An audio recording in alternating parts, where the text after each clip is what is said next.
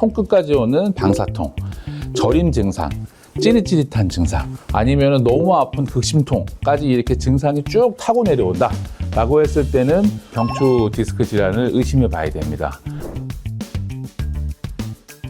안녕하세요. 서울 예스병원 신경외과 전문의 김종호 원장입니다. 오늘은 여러분과 함께 목 디스크에 관한 내용을 알아보려고 이 시간을 준비했습니다.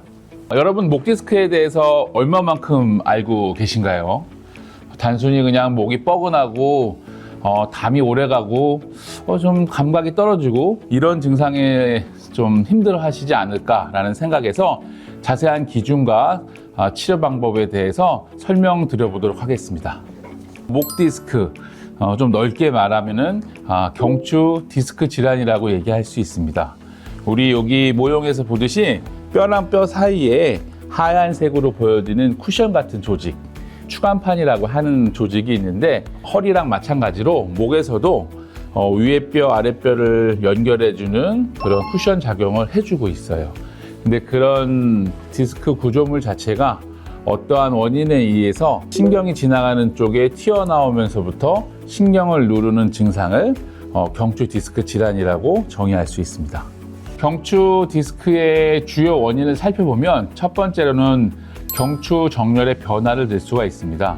우리가 태어나서 성장을 한 다음에 남자는 18세, 여자는 16세, 17세 성장이 끝난 다음에는 퇴행성 변화를 겪게 되는데, 그러면서 목 커브의 변화가 일어납니다. 목 커브가 보통 건강하게 있어야 되는데 그런 커브의 변화가 일어나죠. 매스컴에서 많이 보이는 일자목 또는 거북목 증상이 자꾸 발전하다 보면은 경추성 질환까지 이어지게 됩니다. 연세가 많아지심에 따라서 자세 자체가 더 많이 쪼그라드시고 키도 좀 줄어드시고 하면서부터 경추의 구조도 좀 변화가 있게 됩니다. 교통사고라든지 아니면 낙상, 그리고 뭐 요즘에 운동을 하시다가 많이 다치시는 스포츠 손상 같은 그런 외상으로서도 목 디스크, 경추 추간판 질환이 생길 수가 있습니다.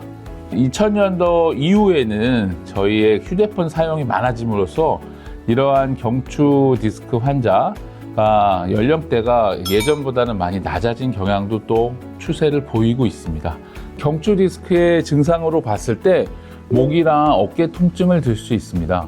목 통증, 어깨 통증이 한 달 이상 지속되고 물리치료라든지 약물 치료를 시행했는데도 호전이 없고, 그리고 점점 악화되는 양상으로 온다 그러면은 경추 디스크 질환을 의심해 봐야 됩니다.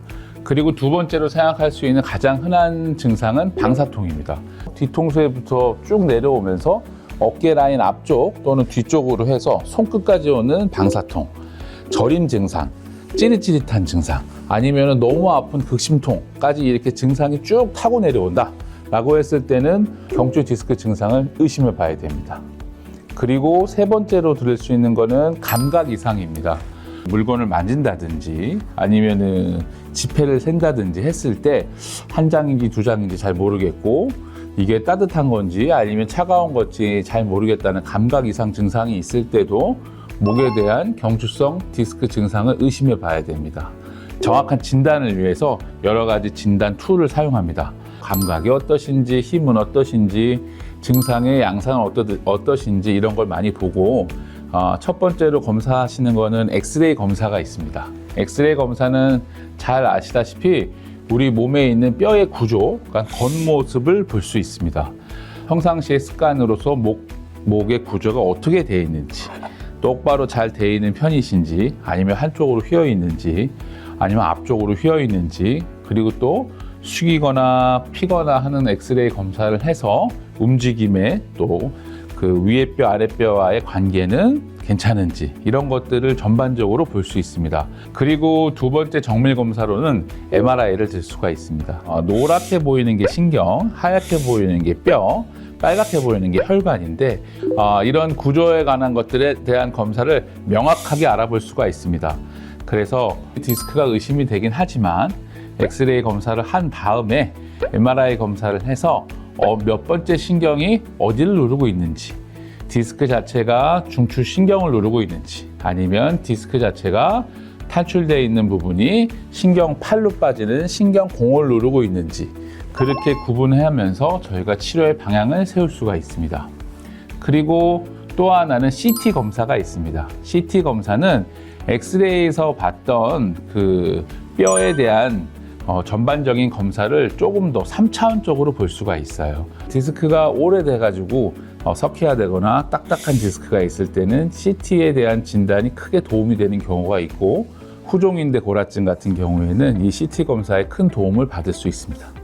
그 다음에는 목 디스크의 치료에 대해서 말씀드리겠습니다.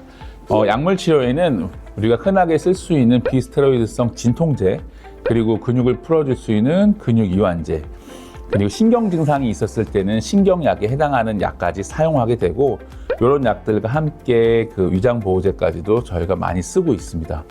저는 일주일에서 2주 정도의 약물 치료를 추천합니다. 1차적인 약물 치료로서 충분히 좋은 효과를 얻을 수가 있습니다. 약물 치료랑 같이 우리가 많이 할 수 있는 물리치료, 열치료라든지 저주파 치료라든지 근육이나 신경에 대한 증상을 호전시킬 수 있는 기본적인 치료를 해볼 수가 있습니다. 또 자세가 좀 안 좋아져서 오는 증상이고 방사통이 좀 미약하다라고 하면은 운동하는 도수 치료라든지 재활 교정 치료만으로도 좋은 효과를 얻을 수가 있습니다. 10명 중에서 한 7분들은 이 정도의 치료만으로도 만족할 만한 회복을 얻으시는 경우가 많이 있습니다.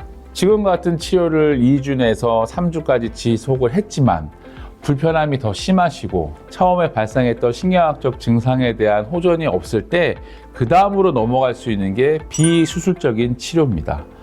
시암이라는 엑스레이 장비 또는 CT를 보면서부터 그 정확한 자리에 약물을 주입할 수 있는 신경 주사 치료를 할 수 있습니다.